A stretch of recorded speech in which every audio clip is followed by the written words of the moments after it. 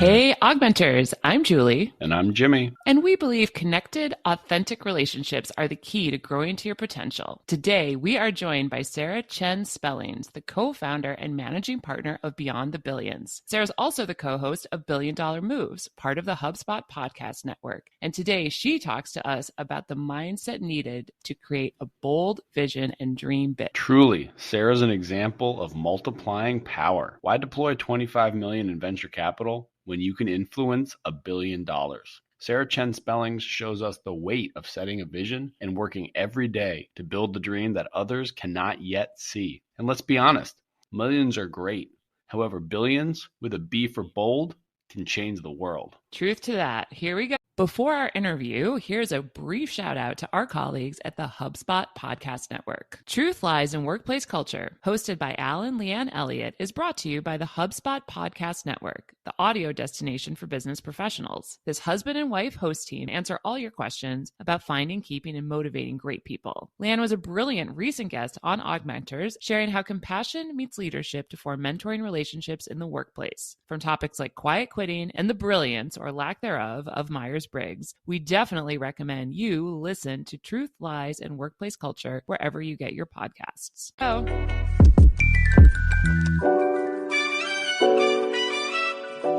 Sarah Chen-Spellings, so excited to have you on AugMentors today. Thank you so much for being here with us. Thank you. I'm so excited to be here as well. Mentoring is, when you reached out and sort of put forward the theme of mentoring, it's something that I really have practiced, believe in, and continue to see the rewards from, both in my personal life and professional life. So really excited to dig into that. Fabulous. Well, before we get started, I just want to say too, we are siblings, I guess, HubSpot Podcast Network.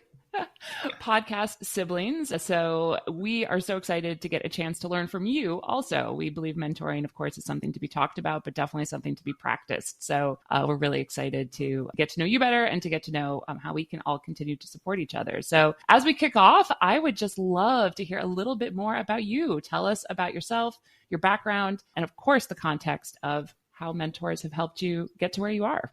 Yeah, so I don't know how way back we're going here, but I'll be as succinct as possible. I guess some crucible moments to give you some context on who I am is I grew up in Malaysia. I was the majority Malaysia. At the age of 9 years old, I was put on the national TV screen as a TV host and have been a TV host in and out of my life in many different ways, right? You would argue that what we're doing with podcasting today is a version of that as well. So I guess from a young age, from 9 years old, I was already interviewing people. I was on a Sunday show where there were different segments. You would interview different people as a kid, visit different places, report on it. And back in the day, report on the cool books, the games, things like that. So it really shaped me, and I had to, number one, rise to the occasion every single time, be comfortable with being in the spotlight and the pressure of the moment. Frankly, I didn't think I was very good when I was a kid, but, we all learn. But I've had to learn to be confident in places where I wasn't always comfortable, right? And then number two is, of course, balancing it all, right? Part of the goal of the founders behind the TV show, the production company, and they are philanthropists in many different ways, and they've become my mentors too, and my godfather, godmother, I think of them in that way, is that they wanted us TV hosts to also be leaders in our community, to have really good grades and, volunteer in causes that we believe in. I mean, at the age of 16, I was speaking about the rights of children in media in Brazil, representing my country. So all this is to say that I think I've been put in a very interesting and privileged, right, upbringing that I didn't realize was truly unique. But of course, at the age of something like 17, 18, I realized that being who I was also an anomaly, which didn't necessarily serve me well. And what that means is being an ambitious woman, right? I remember an interview where I was interviewing for a scholarship to study in London. I eventually got there, but along the way, I had rejections between scholarship interviewers and all of that to be able to get that education funded. And one person of authority actually gave me some feedback at the end of an interview saying, hey, Sarah, the way you answered those questions It's impressive, but you might want to reconsider, toning down as a girl. And later on in life, I was also told by very senior people in my career who have told me that, as a woman, ambition, you might not be as happy, with what you want. And that has shaped me in many different ways, but of course is also the fuel to my fire. And today, years later, I'm based in the United States with close to Jimmy as I hear it, running the $1 billion fund for women, which is now called Beyond the Billion, the world's first and largest global consortium of venture capital funds pledged to invest and actively deploying over $1 billion into female-founded companies. So quick sum up there and happy to pack away and dig in where you feel would be interesting for the audience. Well, I want to give a shout out, Sarah, that $1 Billion Moves is a hell of a name and such an important movement going forward. I'm very happy that when anybody said anything about trying to check your ambition, you looked at them like they were crazy and just kept pushing straight ahead, because what you're doing is really inspiring, and we're really excited to have you on today. So thank you.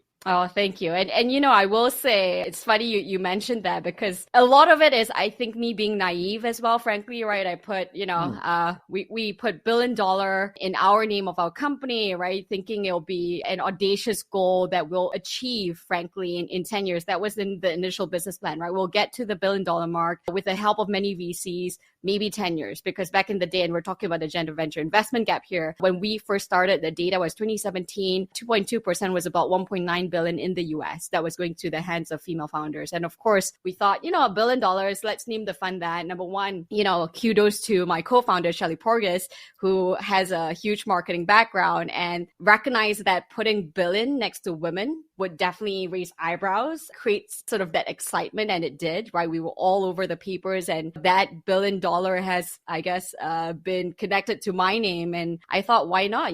I'm actually seeing $1 billion movers and shakers all around me. And I think that, we have to dream big, right? Life is short. And this is something that I take inspiration from my mother, actually, who has a story in herself where she was, her biggest dream was to be a secretary, right? She grew up in a village in south of Malaysia, ended up becoming the CEO of a Japanese automotive company, right? Where back in the day, we didn't even think about feminism. So I had that role model. And, one thing she said to me, what I'm getting to is, she said this to me, Sarah, 9 to 5, right? If you're going to choose to work 9 to 5, you're going to be in the office. What are you going to become? Are you going to be the secretary or the CEO? And of course, I was encouraged to choose the latter. And for me, even when I'm looking at deals today, ask any investor, doing a 10 million deal and doing a 100 million deal, the paperwork, the effort, everything that goes into it, it's pretty much the same. I would say, of course, the stakes are higher. You can argue about that. But the point I'm trying to bring home is, if you're going to do something, might as well do the big thing. I'm so curious, Sarah. I'm sorry. I'm totally going to cut off Jimmy, because I'm dying to hear, when you came home to your mother and told her what this person had said to you in the studio, what was her reaction, and what did she say that helped you really understand how wrong that other person was? This is like one of those kind of core mentoring moments, right? Where is there something that she said? So you're talking about doing the scholarship interview, right? When I was being rejected and given some feedback. I will say the first person I spoke to was actually my late father, who has been a huge mentor. And he would, he was frankly working really hard, but at the same time, I think put his children first, no matter what. And I can still remember him. I told the story of him, holding on to the steering wheel because he was waiting for me outside, right? He was sending me and fetching me to these different places for the interviews. And he asked me, so girl, that's a very endearing way of referring to your daughter in Asian culture, girl. So how did it go? And I kid you not, I was holding back my tears because I was shocked. I was confused. I was also questioning myself of who I should be. And I literally cried, and I can still feel the emotion right now. But what he did, I think, was also very important in that. Oh, sorry, I didn't. Yeah, the emotion is very strong there. But he said this to me. He said, don't worry, the right people will recognize who you are and how valuable you are do the right thing and keep moving forward. And I did not expect this, but these are, I think, crucible moments where, your parents play a huge role in your life, right? And what he said, and importantly, someone asked me recently, because I told the story in a different form when I was delivering a keynote, and he is a father. The person that came up to me, he's a father of, I think, a 12-year-old girl who is also very ambitious and bold. And he asked me, so how did your, dad handle, like, how did he encourage you? And I think one of the things that he did was, I was always competitive, right? And he would always encourage me. And whether we won or we lost, we would always go and have ice cream I think it's an American brand. It's called Swenson's ice cream. Yes. And that's like a metaphor for life, right? You put your best foot forward, and whether you win or you lose, you go to have ice cream.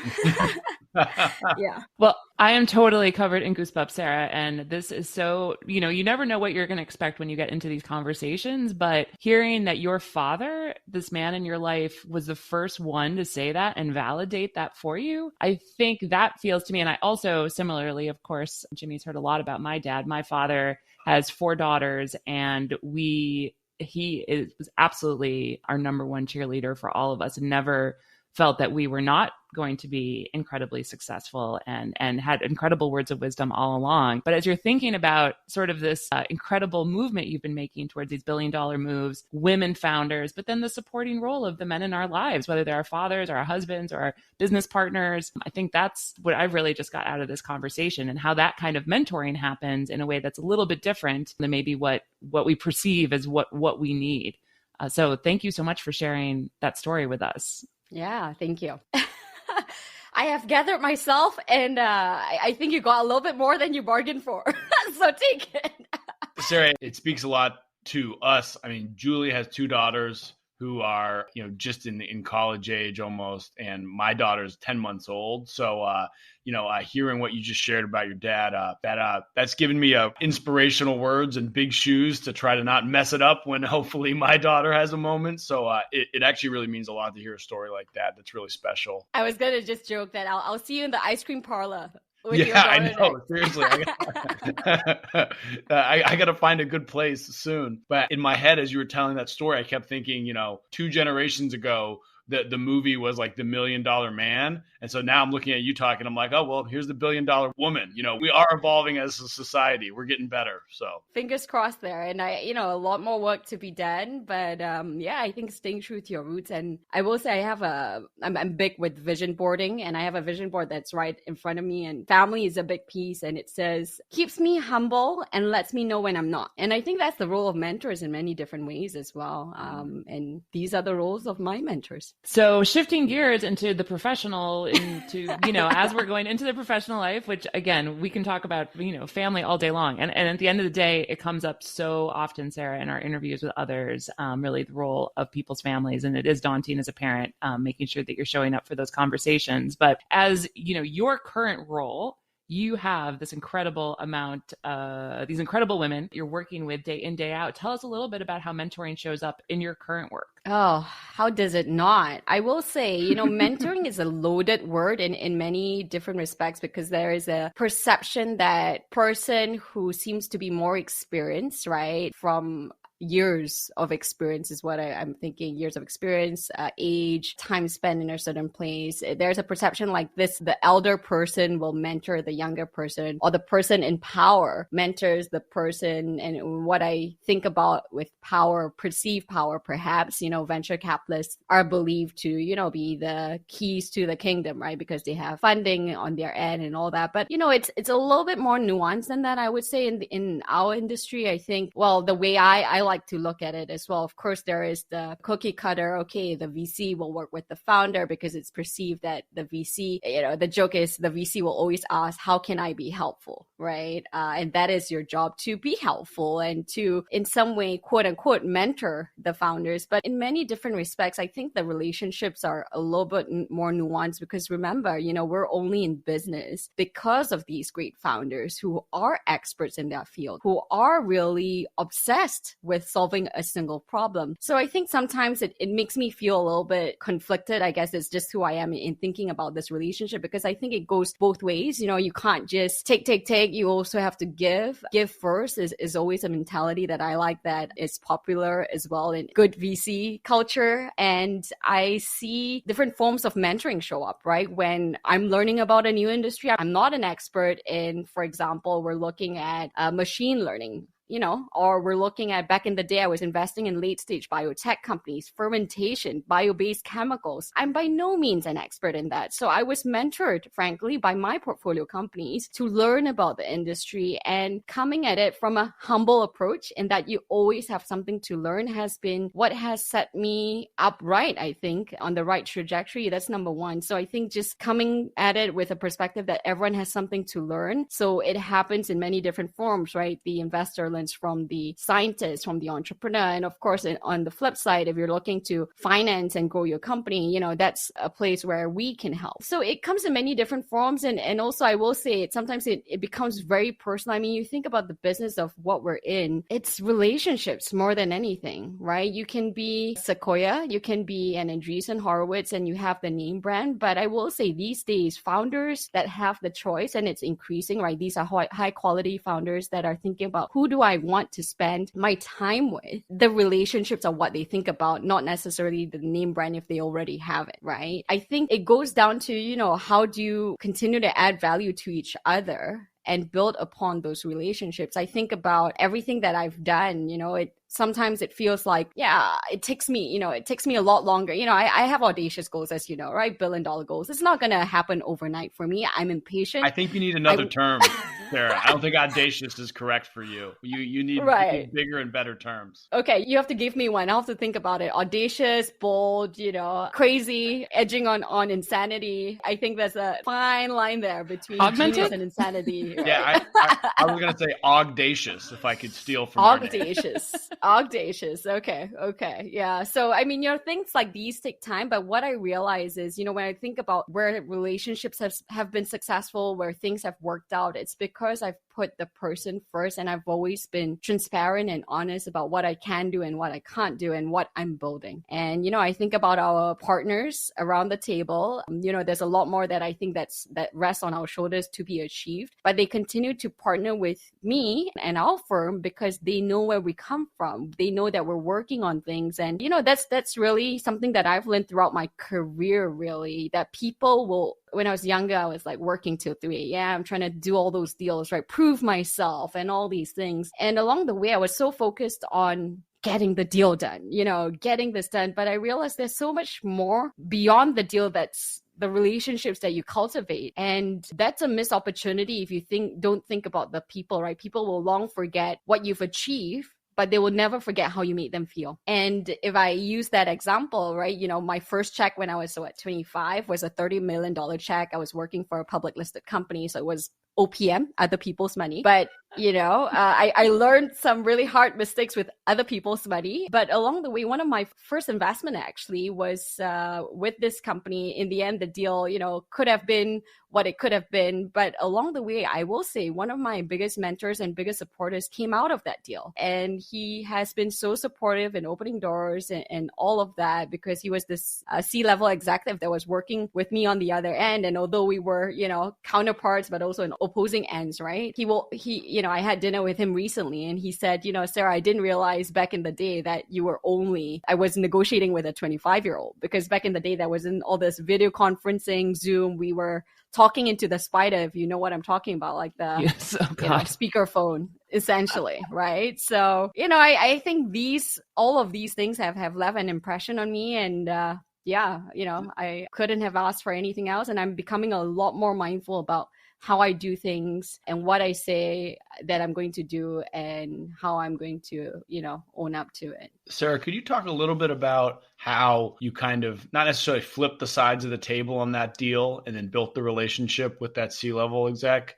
But, how did you make it that it wasn't, as I said, like opposites, that you were potentially in this together, and then that there was a reason to show up for each other as people and not just try to get the deal done, make some cash, do whatever, and move on? Yeah, this was really hard. And, I will say I was, of course, 25, right? So in Asian culture, you're 25, no matter how smart you are, you're a lowly executive, okay? I was writing the memos, but my boss was going for the board meetings. And I had a really good boss that gave me too long of a leash that some people would, I think, not be happy about. But through that, I really learned a lot. And I think the gist of it was, again, maybe at that time I was naive, but I was just being who I still am, which is I try to be transparent. I look at it as, this is business. Hey, I work for a company where there are multiple stakeholders. I'm doing the best that I can, but I don't control the CFO that's going to release this check to you guys, right? I can write the best memo and present the opportunity here, but a lot of it is not in my hands. And I was very honest about that. And I think this person on the other end appreciated that. So yeah, and working with a big corporate, working in a big organization, it's so hard, right? I felt at that time, frankly, a lot of my time was spent doing stakeholder management and what some people would think as politicking.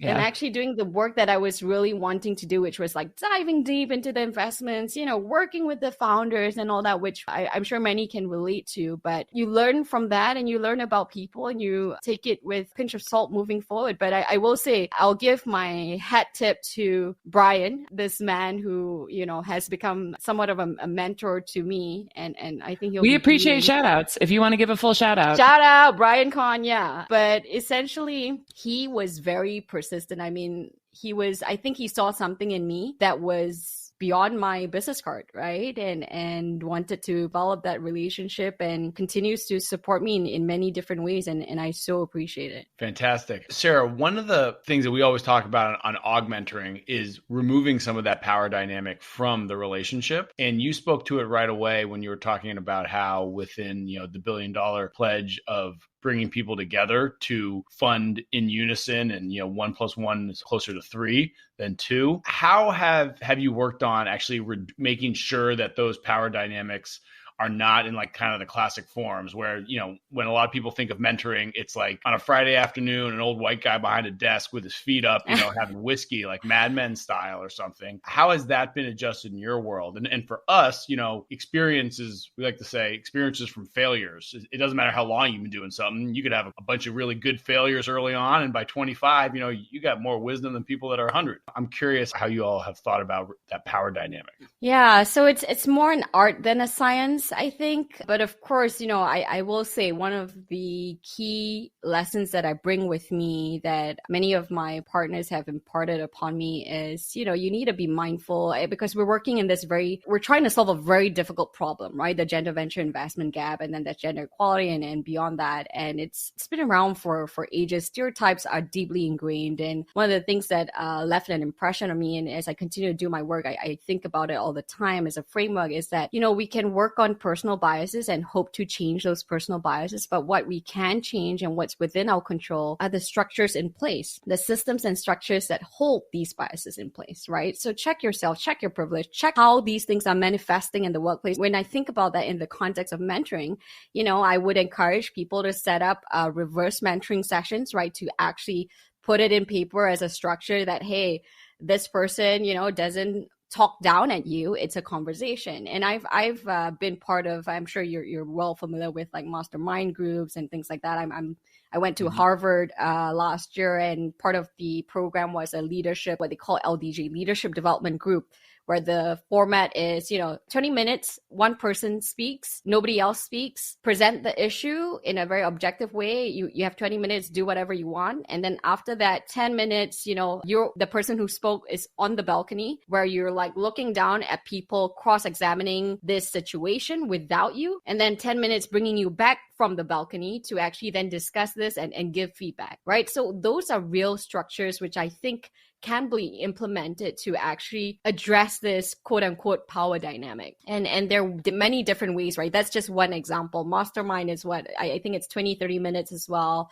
And then 10 minutes feedback. So, there's many ways to address that. And I think, companies, individuals, whoever you are, you would benefit from having feedback beyond just, having the thoughts ruminate in your head, right? This is why, frankly, beyond mentoring, I actually think therapy is also healthy. And it's actually, I come from a culture in Asia where mental health is not really a thing, where it's still a taboo, right? They'll say this, what problem do you have?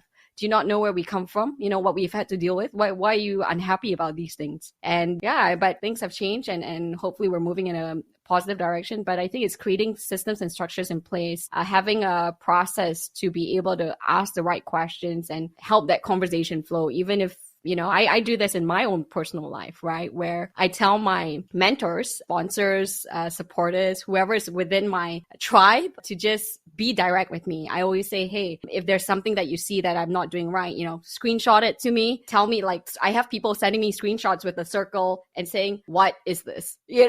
Why would you present it this way? What are you doing here? That sort of thing. And that's how I benefit, right? I'm like, I'm here for it because I know we all are coming from a good place and we're well-intentioned. And I can only be my best self if people tell me and I listen and I move forward, right? From there. Amen to that. The second most valuable thing in this world is honest, direct feedback. First most valuable, time. If I can, and Julie's got something to say, but I want to say one of the ways that we are working here at AugMentors on removing some of those classic and structural, I would say, power dynamics is instead of using the term reverse mentoring, we encourage the term augmentoring so that it doesn't even acknowledge that there was a power dynamic.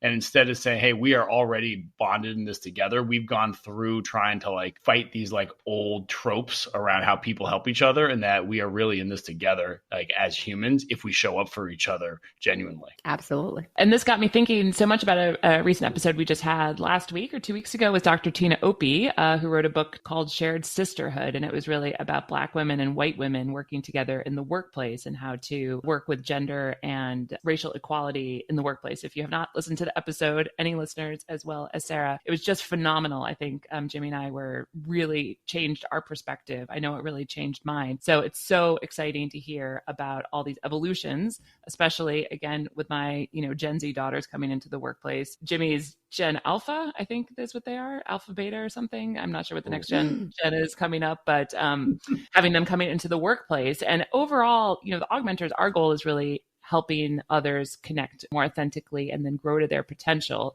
and reaching out to mentors as part of that. Sarah, I would imagine you get a lot of people reaching out to you, asking you to be their mentor. So I would be curious what kind of, what are some best practices, let's say, maybe what was sort of awkward and uncomfortable, what's worked really well, or how do you like to be approached by somebody looking to have you be a mentor to them? Yeah, this is a tricky question, I think, but an important one because I've experienced the good, bad, and the ugly. Let me put it this way. I speak quite frequently in public spaces, right? I was at the United Nations. I was, keynoting here and there. And sometimes I find it a little bit odd when someone hears you speak for 5 minutes. And I think it's okay. I take it as a compliment, but then very aggressively comes towards you with no context and just says, hey, I think you need to mentor me. Right. And that has happened to me many times. You need to mentor me? You need to. Yeah. You need to mentor me. I've experienced that. And I take it as a compliment, but it does shock me still, right? Because it comes across a little bit too harsh, I would say. And there are many different ways to do it. And like you said, I think as we were discussing, right, mentoring it's a two-way relationship and it has to be one that makes sense for both parties, right? And I think there's so many intangible elements to that, from chemistry, from whether this makes sense at this time in some person's life to be able to take this on, because I take mentoring very, very seriously, right? And I've said no more than I have said yes, I will say, because I know that, again, I take my word very seriously. And if I feel I know myself, I can't deliver, I'm so, as you said, Jimmy, right? Time is your biggest resource, that whether you're Beyonce, Obama, whoever, you only have 24 hours in a day. And you need to choose not only your time, what you spend your time on, but what your energy on, right? So where intention goes, energy flows. And I do believe in that. And as much as I want to be as helpful to everybody, I realized very early on, and I still remind myself that, hey, my biggest value, I always ask myself this question: what is the biggest value of my time? Like, what is the big thing I can be doing now that can actually create that big impact, right? And that's why the $1 billion fund for women versus, when we started, instead of, starting our small fund, I don't know if it could be a 10 million fund or something like that, we decided let's work as a system and create that mark, and from there build upon it. And that was accidental because frankly, with the $1 billion fund for women, I started because I was new in this country. I met, my amazing co-founder, and we hit it off, but didn't expect it to unfold the way that it has done. But, I think it's really being intentional about how can I truly, truly be helpful? And is it spending 1 hour mentoring one person, or is it in creating a system that will address the issues that this person is facing? And I chose the latter, right? So a lot of women, a lot of young people actually come up to me. I would say my audience that I love and that have gravitated towards me are what I would call the young global leaders, right? And they are 25 to 45. They're serious people that are thinking about how do I progress? How do I lead and live to lead forward? And the questions that they ask are hard, right? It's, things like, I'm still the only one in my law firm, and it's really hard to be heard and to be recognized when everybody thinks the same way. How do you shift the majority view? I get asked questions like this, right? And these are not one-time answers where I can mentor you and solve the issue. Of course, I can assist you one-to-one, but I think it's a bigger shift of mindset. And I believe that that's what I want to do and the most that I can do. So we'll say some of the best practices, and this is a very long way to say, but the best practices are really do your research, right? To understand that it's a two-way relationship, and as much as you're coming to take, that you have something to offer as well, right? To make it exciting for both parties to be in this relationship. Because I think you can do, maybe an hour, that's more like a consulting hour. But if I'm taking someone on as a mentor, it's a long-term relationship, right? I think about all my mentors that are in my life now. I've known them they've seen me grow from, when I was in Malaysia to now, and know the evolution of where I'm heading, and they're invested. They're invested. They want to know what's happening. And I have a duty to also, this is the second thing, to follow up, right? Yeah. One of my key principles is rise to the occasion. If someone gives you an opportunity, if someone gives you advice, of course you don't have to, and this is important, you have to choose what's right for you, because only you have the lens that you have in whatever you're facing in life, right? So no matter how well-intentioned or how experienced this person is still not you. So take that advice and implement it according to what you think is right. And you deep down, what's right. It's so hard. It's like I'm in a world where it's so many unknowns, so many variables, right? But I think deep down inside, I know what I'm meant to do. And I try and I move forward and I take this advice and I try to meld it all in. But once I do, I report back, right? Because I take it seriously. And this is how a mentor feels good. I will say I've had people who, bad practices, reach out to me and I give my all, and then I don't ever hear from them again. Yeah. Did they do it? I want to know. I spent this time with you. I'm invested.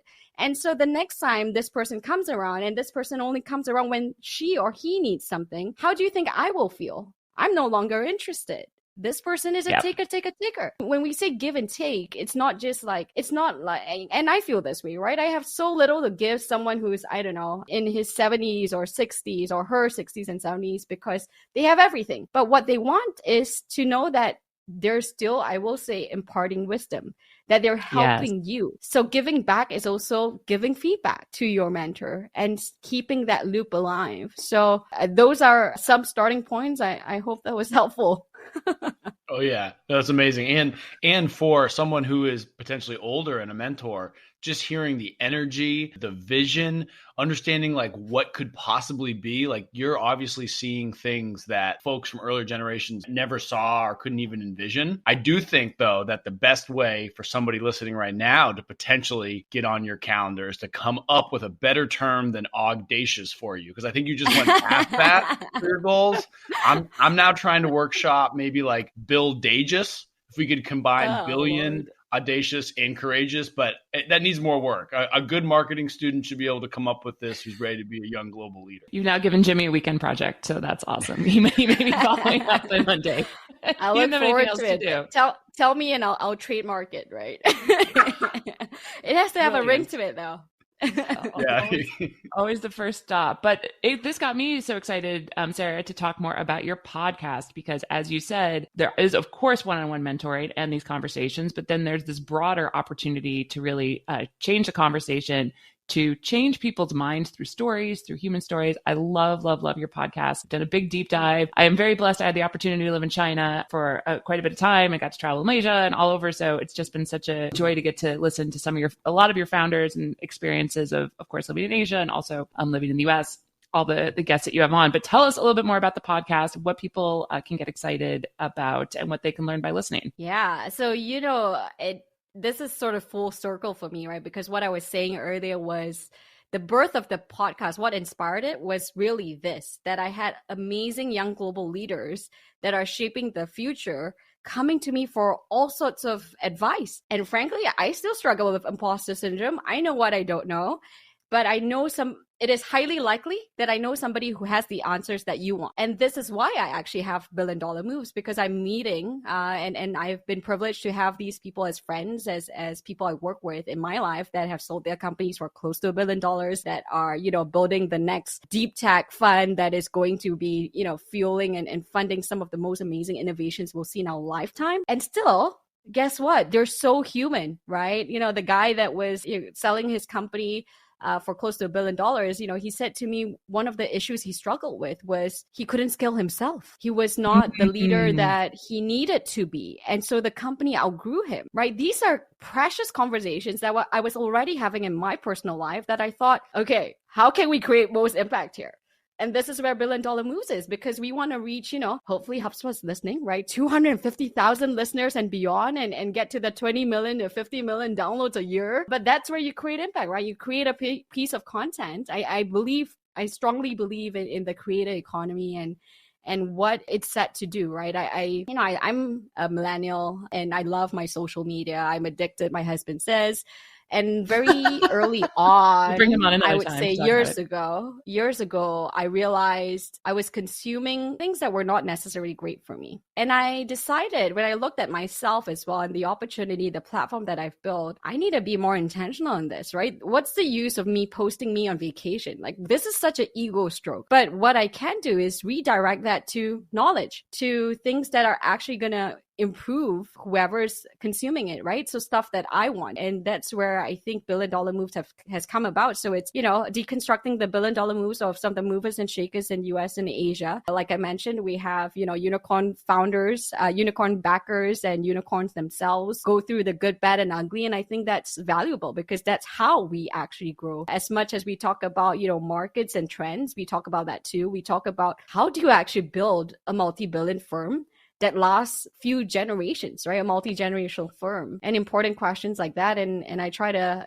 reflect those thoughts in everything that I do. Well, the next best thing to acquiring wisdom, instead of just making your own mistakes and failures, is taking 50% of the learnings by hearing somebody else and really emotionally getting into learning about their failures. So the $1 billion moves is very important to short circuit those learnings.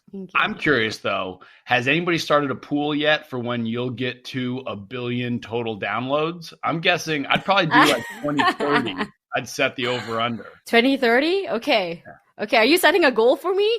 Yeah, Jimmy, I'm competitive. So putting this goal publicly is making me rise to the occasion. I don't know, man. I did not agree to this coming on here.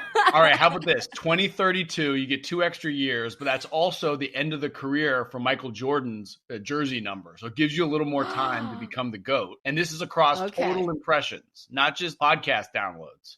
So okay. You're giving me an out here. Okay. I accept. Okay. Challenge accepted. We will reconvene 2032. I'll meet you at the ice cream parlor that you decide, right? And we'll discuss. Okay. Great. Yeah. I'll report back. I'm actually busy 2032 in January, but in February I'm free. So we'll do it then. Okay. All right. Sure. I actually think in between, Sarah or somebody is going to come up with another platform. I think there'll be 5 more platforms between now and then.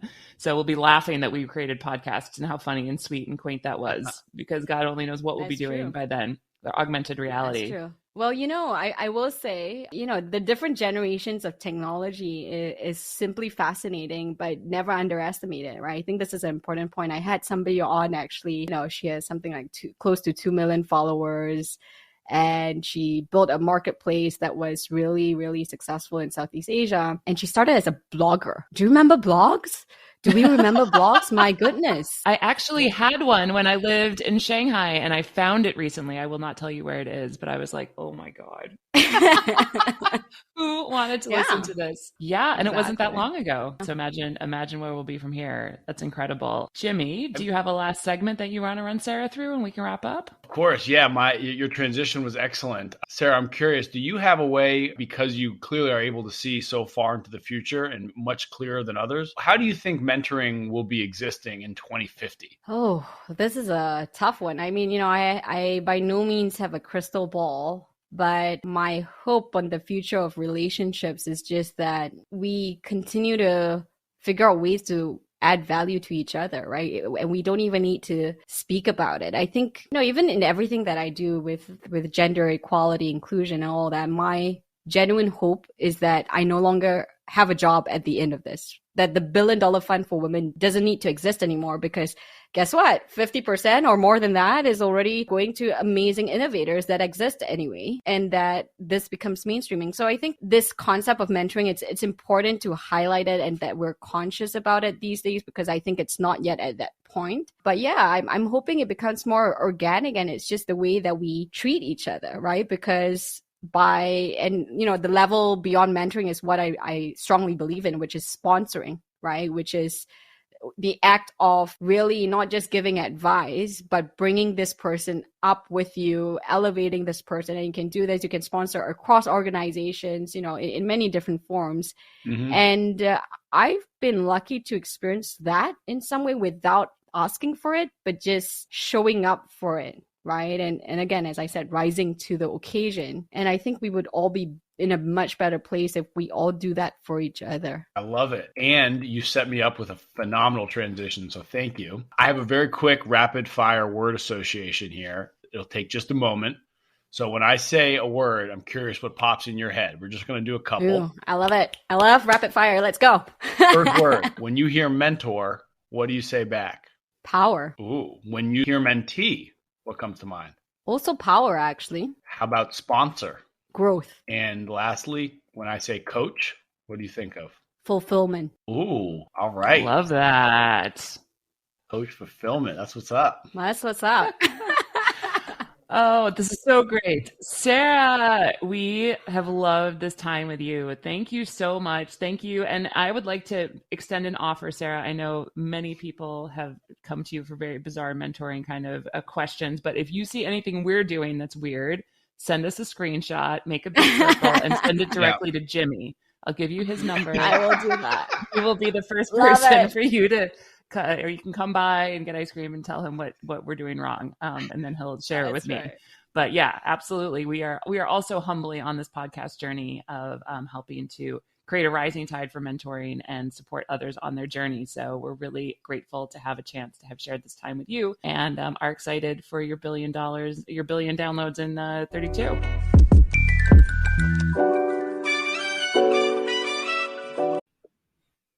We all have bad habits. Like maybe some of us stress eat rice cakes slathered in peanut butter over the kitchen sink. And bad habits also tend to find a way into business. Have you ever seen that Aaron Burr peanut butter commercial? But seriously, late night emails or fountain pens or legacy software from the 1980s can confuse customers. So put down the PB&J, because we are here in 2023 and we're breaking up with bad business habits. One way I am simplifying in 2023 is beginning to really utilize HubSpot's all-in-one connected CRM platform. It's going to help make it easier to connect your teams and data and systems so you can better service your customers. Best of all, it's free to get started.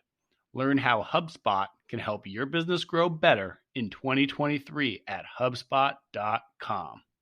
Oh, Jimmy, Sarah, how cool is she? What a great interview. That's just cool. She makes me feel like I'm not doing much. Where's your $1 billion moves over there, Jimmy? Nowhere close. I don't have the vision. I don't have something that I'm trying to work towards. She has such clarity. I'm jealous. And such attention grabbing, yet serious and meaningful goal. I mean, not only is Sarah an example in vision, which I know we're going to deep dive on in our next episode because I was so inspired by her vision. She's also a great brander. I mean, that's clear as day. She's got the marketing chops to match seeing the future. And that is a combination for efficacy. And she is getting it done. I wonder, Jimmy, if for our next episode, we're going to work on setting our vision a bit. I think we should go back to the drawing board. If there's one thing that I took away from Sarah, it was that power is in where you want to concentrate your activity. Yes. And Sarah shows how she has made one simple mindset switch where she gave up some control, meaning she wasn't the one investing herself. Rather, she was influencing the investment of others. And she significantly, exponentially leveraged her ability to have power and force on our world. And I was also so impressed by her approach, which was super humble and very looking to her past and looking to her future. And I loved her tone. I loved her vision. And I'm so grateful we had the chance to chat with her. And I'm excited about our next episode deep dive. I already have a lot of ideas. Fantastic. Something to me too is just the importance of close relationships and how they can really buoy you in tough times. And so showing that mentors can occur really in anybody in your life. You just need somebody to show up at the right time when you need them with no agenda. And that's what a mentor is for. And the takeaways in those moments can be profound and lasting. The words that echo in your head, as we have heard before. Yeah, I love that. I think Sarah's stories really lead us back to our vision for AugMentors, which is connecting more authentically with others, how authentically she connected with the mentors in her life, her family, the people who had come in her path. And clearly, she is definitely growing to her potential. So I got a lot out of that interview. And it was fun to hang out with another HubSpot Podcast Network sibling. Shout out HubSpot Podcast Network. I like the challenge to see who gets to a certain amount of downloads first. Sarah going for 1 billion by 2032 and us going for 1 million. And I'll take that challenge. I think both will be very impressive. That's my small non-competitive side at the moment. This was great. Jimmy. I'm very excited to talk vision with you next time. Okay. Grab your pint of ice cream and be ready to chat. I can't wait. See ya.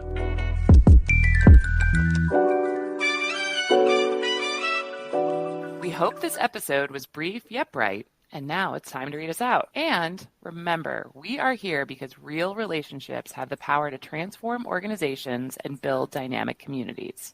Absolutely. AugMentors supports mentoring that matters. Visit our website for the best interactive mentoring content at augmentors.us. Share our podcast with someone you care about, someone who needs a new mentoring relationship in their life pronto. We welcome questions and suggestions via email. hi@augmentors.us or via social media with our handle @AugmentorsHQ. Shout out to our producers, Earl and Cato. Thank you. AugMentors out. See ya.